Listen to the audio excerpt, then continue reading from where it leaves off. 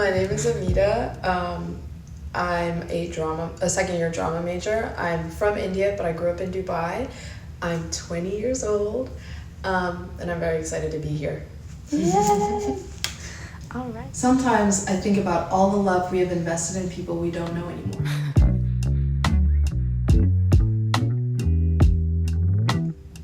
Changing, steady, happy, silly, and curious.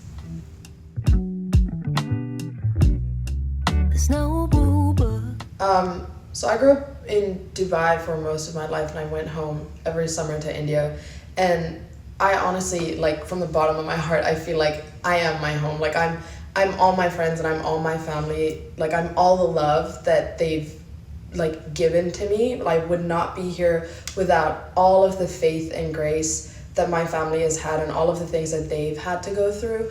And there's so many times when I catch myself at school feeling like this accomplishment for me is not even just for me. Like, it's more for my dad, and it's more for my mom, and it's more for my grandparents, because it's something that they never thought that they'd be able to do for their kids and grandchildren. Yeah, and it's so interesting to be here, having grown up with an entirely different culture, because it feels like I'm able to absorb everything like a child. Like, things that I thought I already knew, I'm able to, like, process it while I'm growing up in this new place, and it's so exciting.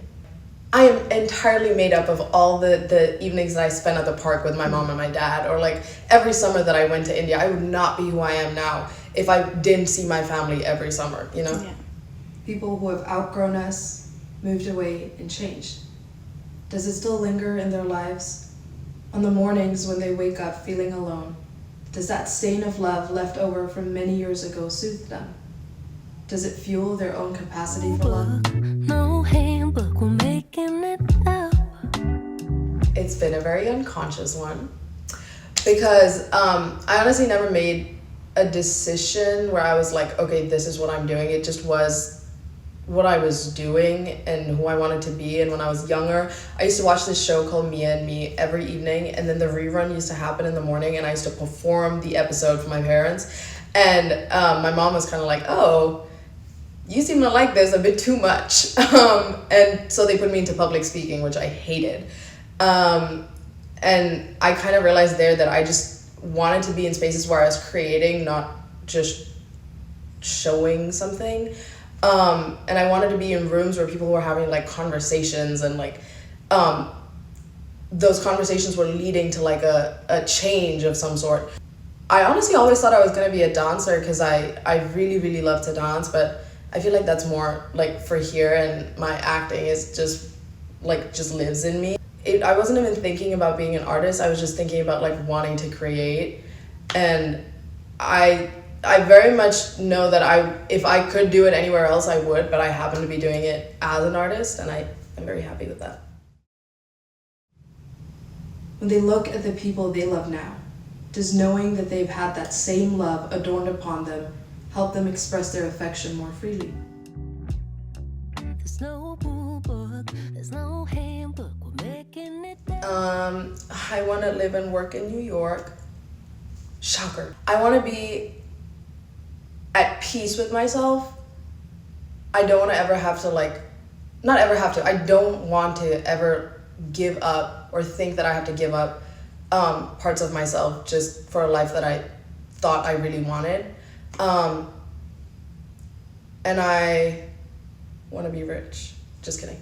No, actually I do, yeah. And like richness and like a fullness of life. Like I want to be able to experience things and not just have to like go through life cribbing about the fact that I have to live it. I want to live it. Yeah.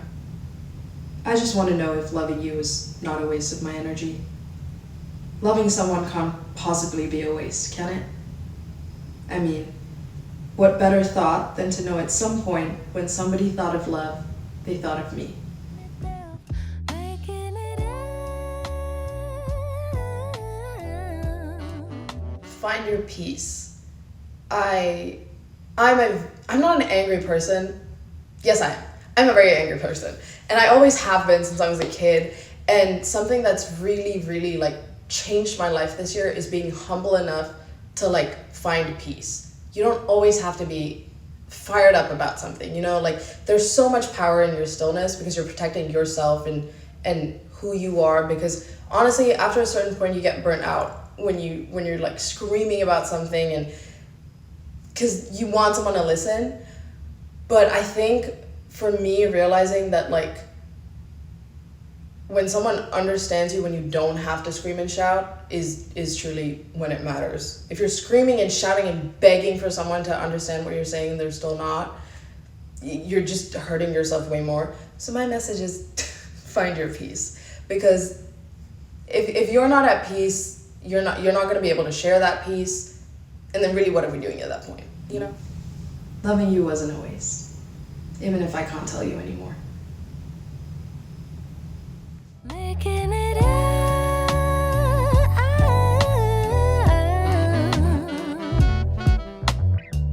too hot to be cool, too cool to get high.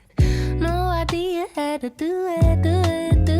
Y'all make it up on the spot.